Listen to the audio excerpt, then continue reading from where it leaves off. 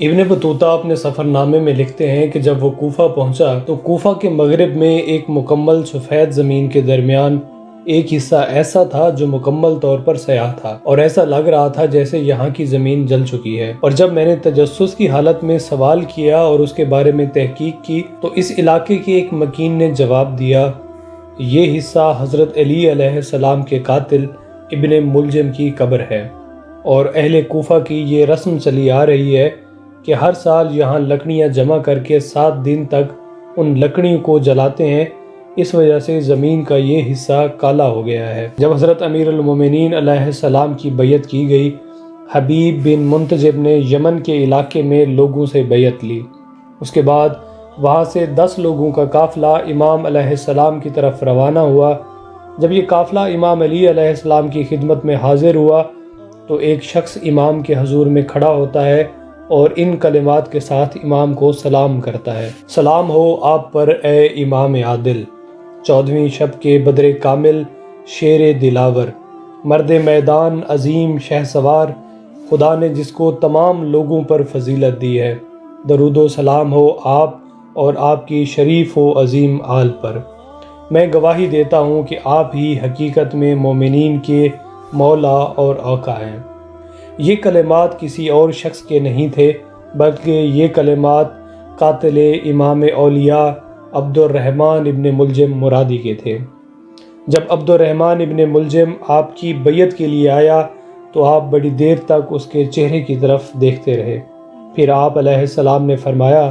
میں تجھ سے چند سوالات کرنا چاہتا ہوں، مجھے ان کے صحیح جواب دینا۔ عبد الرحمن ابن ملجم نے کہا، میں صحیح جواب دوں گا۔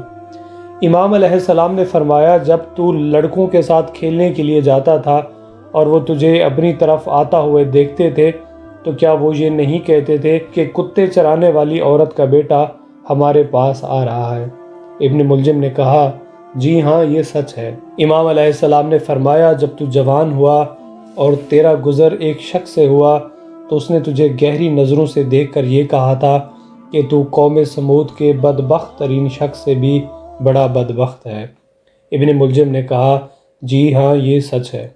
امام علیہ السلام نے فرمایا، تجھے تیری ماں نے بتایا کہ وہ تیرے ساتھ حالت حیض میں حاملہ ہوئی تھی؟ ابن ملجم کچھ دیر کے لیے ہچکچایا، پھر کہا، جی ہاں، یہ درست ہے۔ امام علیہ السلام نے فرمایا، کھڑا ہو، تو ابن ملجم کھڑا ہوا اور امام نے فرمایا کہ مجھ سے فرمایا گیا ہے کہ اے علی، تیرا قاتل یہودی کی مانند ہوگا، بلکہ مکمل یہودی ہوگا۔ امیر المومنین کا دستور تھا کہ آپ جب بھی ابن ملجم کو دیکھتے تھے تو فرماتے تھے، میں تو اس کی زندگی چاہتا ہوں اور وہ مجھے قتل کرنا چاہتا ہے۔ ابن ملجم نے امام علی علیہ السلام کے مقام خلافت پر فائز ہونے کے بعد آپ کی بیعت کی اور جنگ جمل میں آپ کے لشکر میں رہ کر آپ کے دشمنوں کے خلاف جنگ لڑی، لیکن جنگ صفین میں حکمیت کے مسئلے میں خوارج کے ساتھ ملحق ہو گیا اور جنگ نہروان میں امام علی کے مد مقابل جنگ میں شریک ہوا، اور اس جنگ میں جان بچانے میں کامیاب ہونے والے چند افراد میں اس کا شمار ہوتا ہے۔ جنگ نہروان میں خوارج کے امام علی سے شکست کھانے کے بعد وہاں سے جان بچا کر بھاگنے میں کامیاب ہونے والوں میں سے 3 افراد عبد الرحمن ابن ملجم، برق بن عبداللہ تمیمی اور عمر بن بکیر تمیمی مکہ میں جمع ہوئے اور کافی بحث و مباحثے کے بعد اس نتیجے پر پہنچے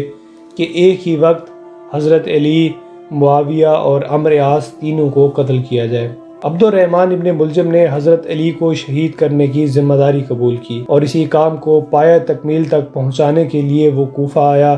اور اپنے خوارج ساتھیوں کے ساتھ ملاقات کی۔ اس دوران اس کی ملاقات شبخت بن عدی کی بیٹی قطام سے ہوئی۔ پہلی نظر میں اس کا عاشق ہو گیا اور اس سے شادی کرنے کے لیے پیغام بھیج دیا۔ قطام، جس کے باپ اور بھائی جنگ نہروان میں مارے گئے تھے، ابن ملجم کی درخواست کو کچھ شرطوں کے ساتھ قبول کیا، جس میں ایک یہ شرط یہ تھی کہ حضرت علی کو قتل کیا جائے۔ ابن ملجم مرادی نے 19 رمضان المبارک کی رات مسجد کوفہ کے محراب میں امام علی علیہ السلام پر وار کیا، جس سے آپ شدید زخمی ہوئے اور انہی زخموں کی تاب نہ لاتے ہوئے 21 رمضان المبارک کو شہادت کے عظیم درجے پر فائز ہوئے۔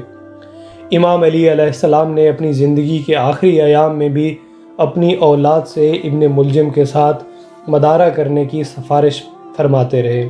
اور آپ کی شہادت کے بعد ابن ملجم کو قصاص کی خاطر امام حسن کے پاس لایا گیا، اور انہوں نے بھی تلوار کے ایک ہی وار سے اس سے قصاص لیا، اور یہ واقعہ 21 رمضان المبارک کو پیش آیا۔ مشہور یہی ہے کہ ام الہیثم ابو اسود نخعی کی بیٹی نے اس کے جنازے کو آگ لگا دی۔